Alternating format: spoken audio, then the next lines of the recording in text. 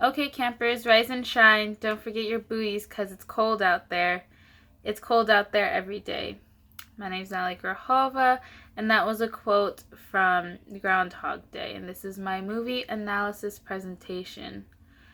I want to talk to you guys about the movie Groundhog Day, which is the movie that my group chose, and also my topic that I want to talk about, which is self-concept and how self-concept is formed and how they correlate together.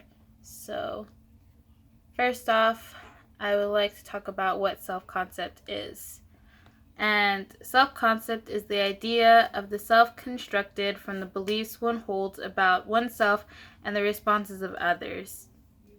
And so basically what that means is you are in charge of the way you perceive yourself from whatever goes on in your head, as well as what other people say, what other people do, and things like that. And so self-concept can come from a lot of things. One thing that self-concept comes from is your self-image, how you look, what you look like compared to others, and things like that. Another thing that it comes from is your self-esteem. So basically how you feel about yourself most of the time. Do you feel like you basically rely on what you perceive and how that determines your esteem compared to other things. And your ideal self is another thing that your self-concept relies on. So ideally, how do you want to be as a person? Are you too much of this? Are you too little of that? Things like that, and how you balance that out. Another thing is that people you surround yourself with have a huge impact on like your self-concept. Basically, if they're very negative towards you and they tell you that for example, you're too lazy, then you're gonna start having like a negative outlook and a negative self-concept of yourself, thinking that your personality and the way you are is really lazy. Versus if it's a positive thing, like if you're really pretty and somebody will just be like, oh wow, you're really pretty, you get this compliments all the time, you're gonna have a higher self-esteem and a higher self-concept because you're constantly told those things. So it's a lot of the people you surround yourself with and what they say. Another thing is reflected appraisal, which is kind of similar to like what other people are telling you, but it's more focused on when you're children. So when you're children, you rely on other people to tell yourself about your self-identification. So when you're growing up, your parents might have scolded you a lot and said, oh, this is bad, or you're annoying, or blah, blah, blah. That is like negative reflected appraisal, and that will determine like your self-concept when you're little, versus when you're having positive reflected appraisal, which is probably like, oh, you're such a good kid, or you're any compliments that might be like, oh, you're the best, you're this, you're that. So that kind of ties in with the people you surround yourself with, the people you're with, and then what they tell you is how negative and positive that is. That could be reflected appraisal, and that determines a lot of things. And then finally, we have the social comparison, which is when you rate yourself on a scale of a number of things, actually. It can be about your personality, it can be physical looks, it can be a lot of different things. And social comparison comes off as like if you're tall, if you're short, if you're skinny, if you're overweight, if you're personality, maybe if you're, comparing personality, it might be if you're hardworking, or if you're, again, lazy, if you're pretty or ugly, or, just different things like that. So you have yourself on this scale, and you put yourself on this scale to determine on other people too. So that also can have an effect on your self-concept. And so the reason I chose this topic is because I find it very interesting that we can determine our worth and our value based off of a number of different things, and it's very interesting to research.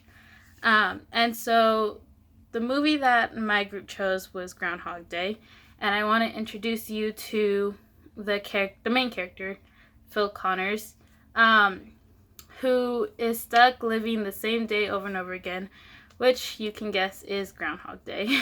And his personality and his attitude about life is very, very negative. He doesn't think he should be nice to people if he doesn't care about them. He lives his own life the way he wants to. He doesn't have any consideration.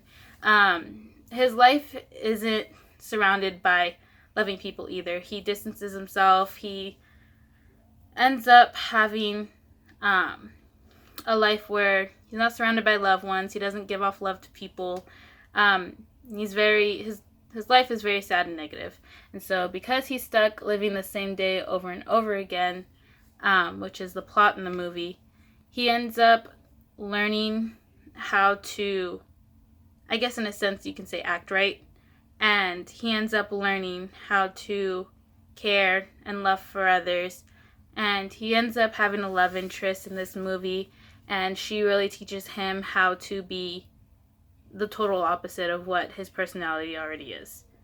And he stunts himself and the people around him, and eventually the cycle of it being Groundhog Day breaks. And so the overall message of this movie, I want to say, is that the way, like, if you're living life negatively, you shouldn't be living life like that, and you should be taking in all the positives rather than all the negatives, and you'll see a more fruitful life. And this affects his self-concept incredibly. His self-concept is no longer very dark and not caring for other people and only caring for himself. His self-concept changes, and he looks at himself and he sees that, okay, well, I did this thing and it's good. So then, in fact, that this act was good and this makes me better kind of act. And a lot of outside elements that apply to building his new self-concept is a lot of things were getting, a lot of events actually happened in the day. So an old friend from high school saw him, and before the day repeated itself, he would always, like, not care. He would push him into, like, a puddle. He'd get really annoyed. And then you see the difference in the way he treats this guy from high school when the day, the routine breaks. And he, like, treats him with respect. He's very, like, oh, how are you kind of thing, And he also treats this homeless man very warm-heartedly rather than not giving him any money, rather than not giving him any food. He always takes care of the people that come into his life that day and does it over and over again. So I think it's safe to say that throughout this movie, it showed a huge change of concept with how he views himself and how he turns out in the end of the movie. He does end up living a fruitful life, and he does end up being a better person rather than being selfish and living this continuous negative thing. And I feel like that's all I have to say for this presentation. Thank you for listening, and thank you for being able to hear me out on this moment to teach you guys about self-concept. So thank you very much.